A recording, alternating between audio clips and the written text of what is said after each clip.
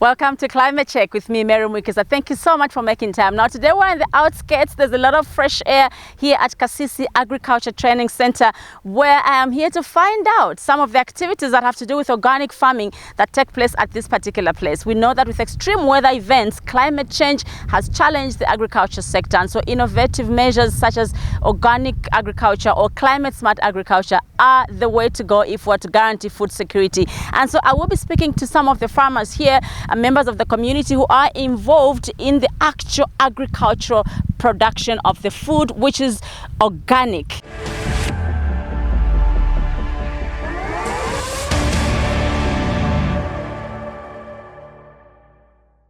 Here we plant vegetables.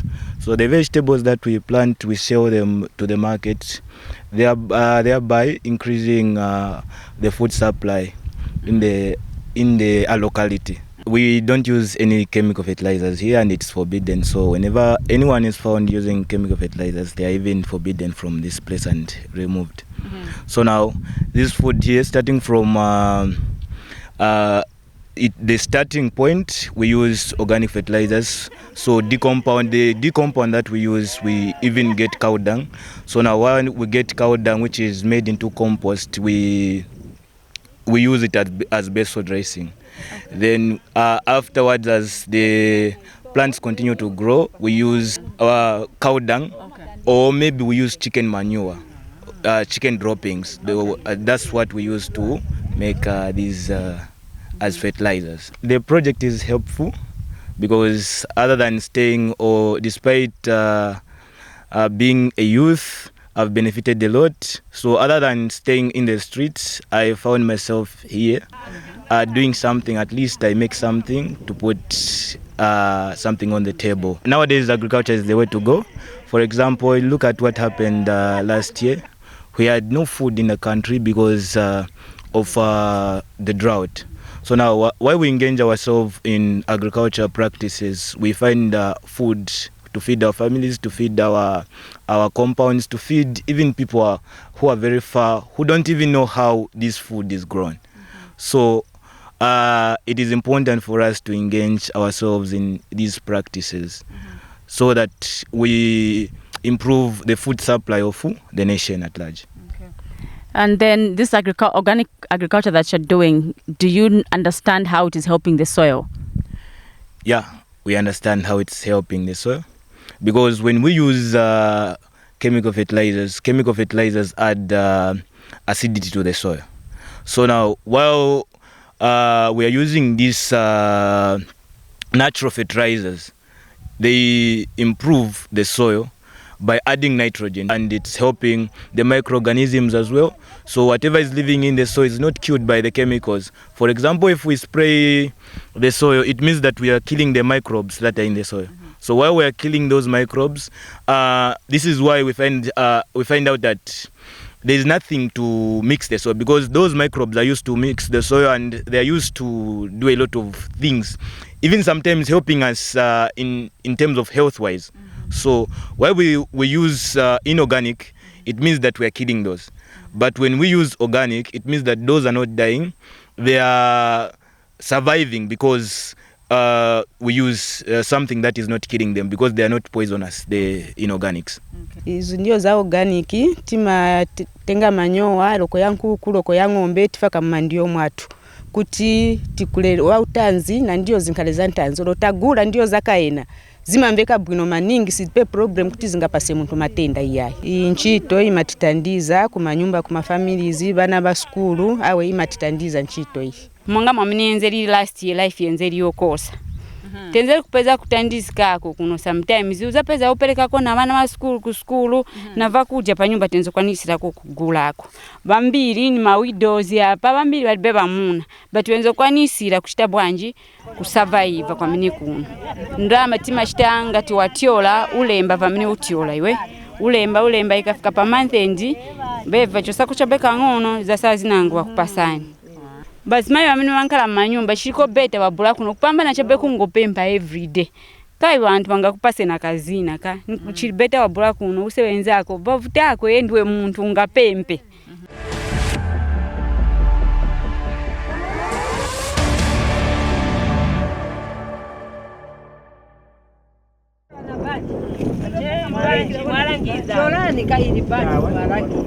These women that you found here, they are women that we got from the community. You know, Kasisi extends the hands to the community where they stay. Actually, we pick these women from the villages, those that are interested in farming, but they do not have the resources that they would want to use in their farming methods.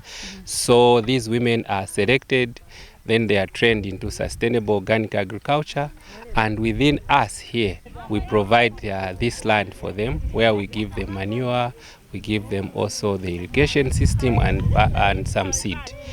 We train them, and then we start producing these vegetables. And then after that, we also find the market for them and sell for them, keep the monies for them. At the end of the month, we give them as a salary. This project is an ongoing. It started somewhere in 2017.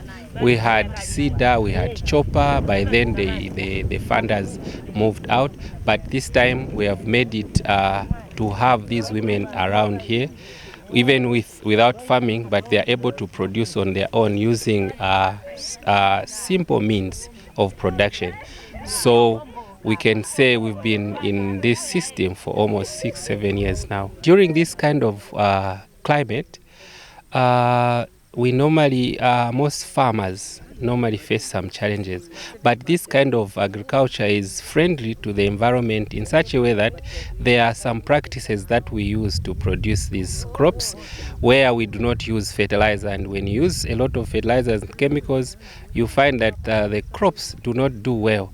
But if we use the organic ways of producing these crops, you discover that even the way you keep water, the moisture content in the soil is upheld because of the practices that are carried out in this type of farming.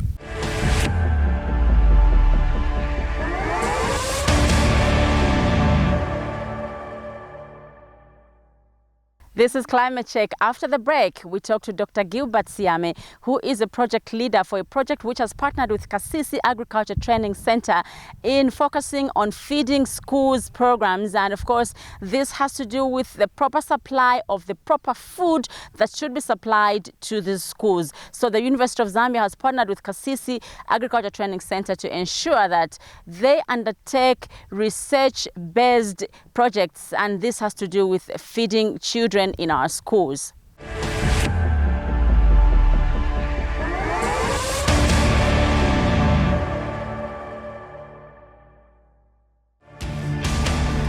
Now imagine if trees could provide Wi-Fi, just how many trees you would plant? Well, they provide oxygen. We definitely cannot do without it.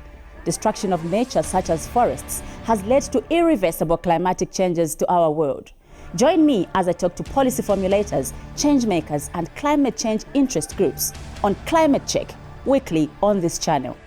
Now you are the solution to climate change.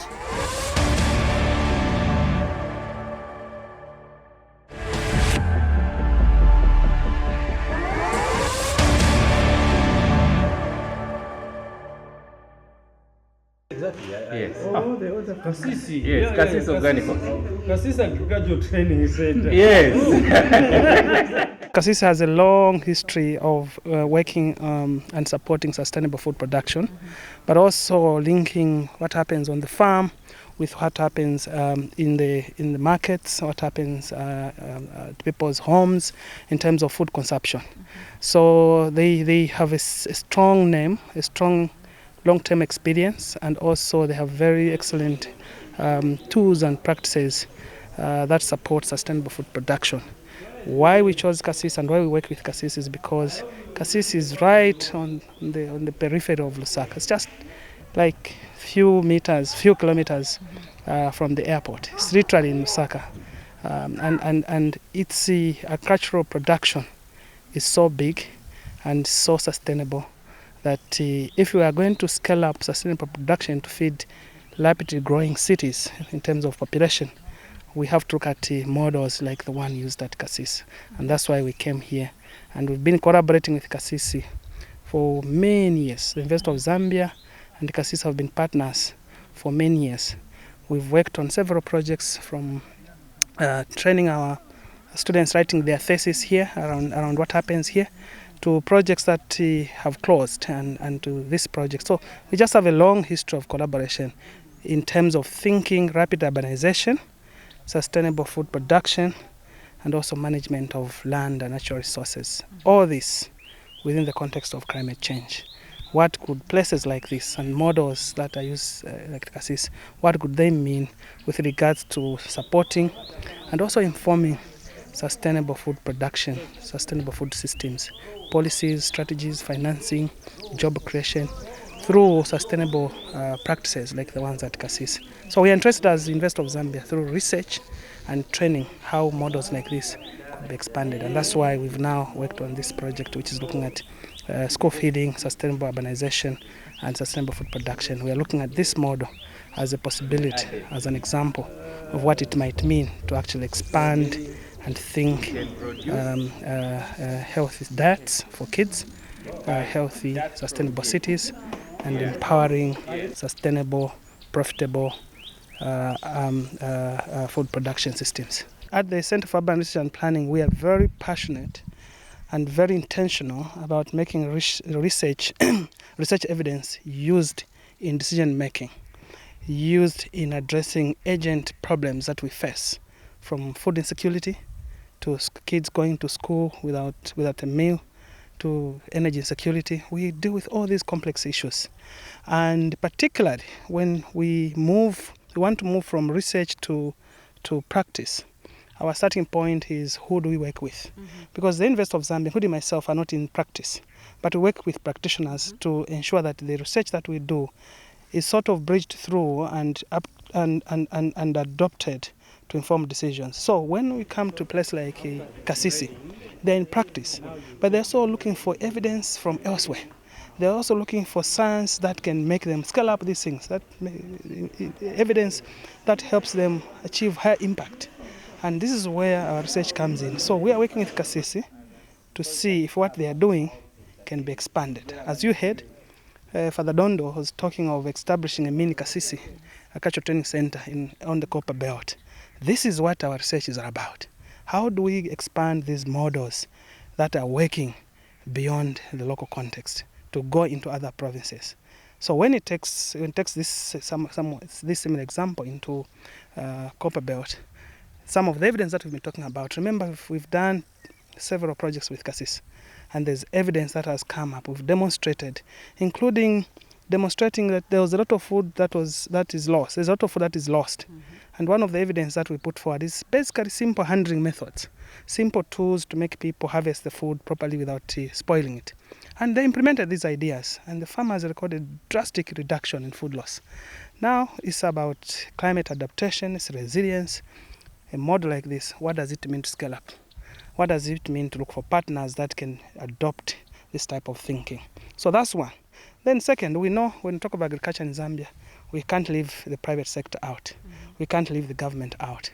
So in a project like the FRESHGROWS Project, the one looking at feeding school kids sustainably with healthy diets through agroecology and sustainable production, we have the Ministry of Education as a very strong collaborator.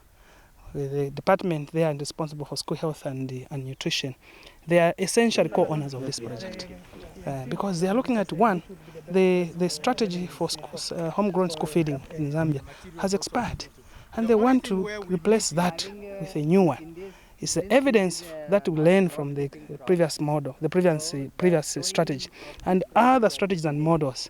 That evidence, when you say, look, we can now develop further. For example, the DEBS was responsible for procuring the food. The argument now is that can we make schools responsible? Can we develop further?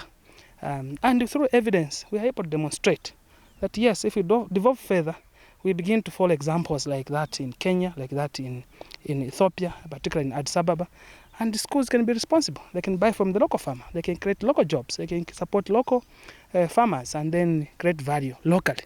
So all this will come from evidence, and the Ministry of Education is with us. Who else? The Ministry of Green Economy and Environment. We are very close collaborators because we cannot talk of sustainable food production, sustainable urban food systems without the climate conversation.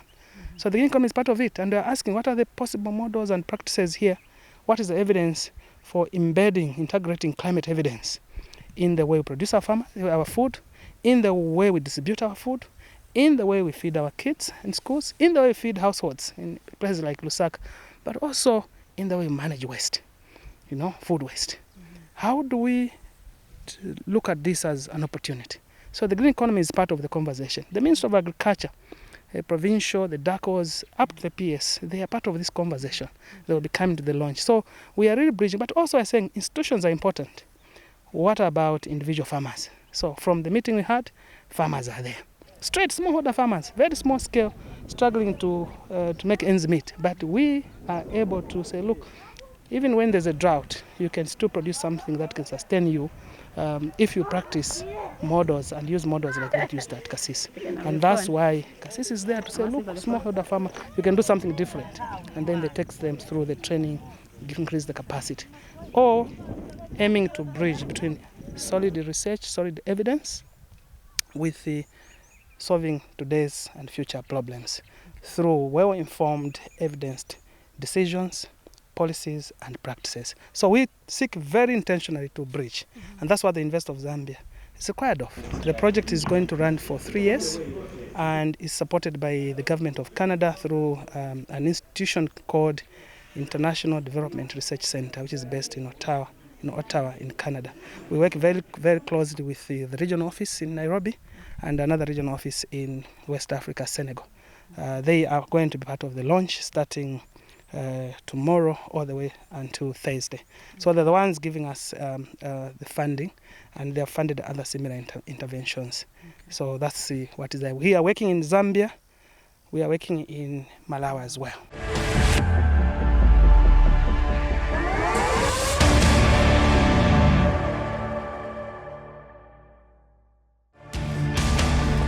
Now imagine if trees could provide Wi-Fi, just how many trees you would plant? Well, they provide oxygen. We definitely cannot do without it. Destruction of nature, such as forests, has led to irreversible climatic changes to our world. Join me as I talk to policy formulators, change makers, and climate change interest groups on Climate Check, weekly on this channel. Now you are the solution to climate change.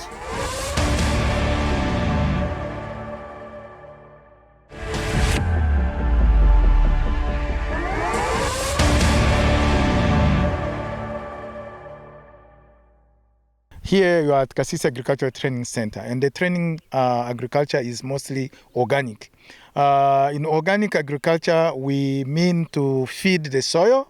We don't feed the plants, which is the difference with conventional agriculture, where you bring in fertilizer, NPK, because you want the plant to be fed and give you the result we want. As we feed the soils, and it is soil that we feed produces microorganisms, and then those microorganisms, the ones that mine now the minerals that you need. It can be phosphorus. People think that Zambia doesn't have phosphorus. We have phosphorus, but it is at a depth that we can't reach it with our tractors or our hoes. So now we give force to those minerals that are able to enter deep at the depth level, so that they bring up now those elements that can feed on the plant. So we manage to feed those microbes so that those microbes can then do the job on our behalf. So this, how do we do it then? We bring in what we call either compost, if we want to do compost, or we do biofertilizers, which are either compost or liquid fertilizers, and they are made mostly with cow dung, molasses, yeast, and ashes. And then we do also the green manure, we do the intercropping, we do the rotations, we do also the fallow crops. I don't know if you know all those terms, but I can explain one by one. The fallow crop is what? You plant crops like pigeon pea, sesbana, titonia, tephrosia, and then they stay on your land for 3 or 4 years. So they drop, the dropping of the leaves when they dry, they cover the soil, and that we call it a blanket fertility. So they cover the soil for 2 years, 3 years. As they decompose those materials, they do what we call biomass transfer. So they bring to the soil all the microorganisms, but also they make the soil arable. Arable meaning the soil easy to cultivate. For example, the soil that has got soil pans. Soil pans is the fact that the soil becomes compacted and then you can't just till it. And those plants help us now to till the soil at the end of the day. So we grow crops like velvet beans, green gram, rice beans, sun hemp, red sun hemp, black sun hemp. The best of the organic agriculture is that you will never go wrong. Last year, 2023-2024 season, people suffered from the drought. But here at KATC, we are able to produce 45 tons on 25 hectares. So at least we are able on the environment without irrigation. So where others don't make it, as we make it, by the fact that we provide to the soil the moisture, and the moisture is due to the fact that we cover the soil with mulching, or we cover the soil with organic, green organic matter. We cover 140 hectares under organic, and that is not small scale, that is commercial. The definition in Zambia of small scale farmer is a person who owns from 2 to under 10 hectares. Once you are above 10 in Zambia, you are no longer a small-scale farmer, you are a commercial farmer. And us, we do it at more than 100 hectares. So are we small-scale farmer? And we do it, and we are managing. And we produce maize, like per hectare, we produce between 5 and 7 tons per hectare. While those using commercial fertilizer, they go up to 2 or 3 if they can do more. But us, we go beyond that, the double of that. We offer it to people whom we call empowerment students. So we bring students here for 3 years, they stay here, and then they learn skills. And then at the end of the 3 years or 2 years that they stay, it depends which qualification they came with. If they came with a qualification above grade 12 certificate, they will stay 3 years, and we send them to Germany for 4 to 5 months just to learn, to go and stay with other farmers in Germany. They learn how they practice agriculture, and they come back here, they establish their own business. So the people we train under that program, we don't advise them to go and look for jobs. They shouldn't write letters for, no.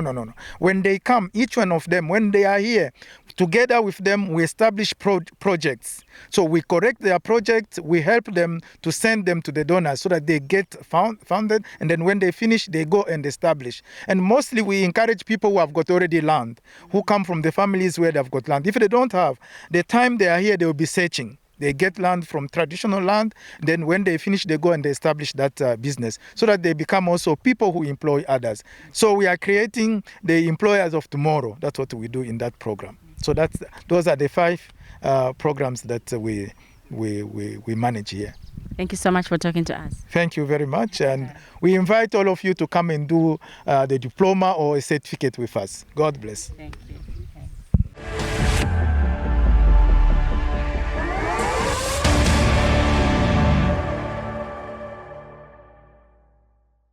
So this is one of the many vegetables grown here at KATC Agriculture Training Center.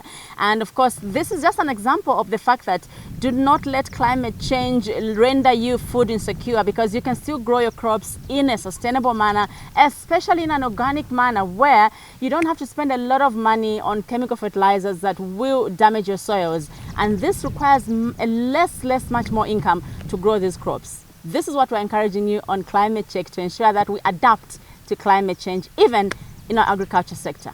We've come to the end of the show for this week. Join me again next week on this same channel at the same time. I'm Mwiikisa. Thank you for watching. Do take care of the environment. Goodbye.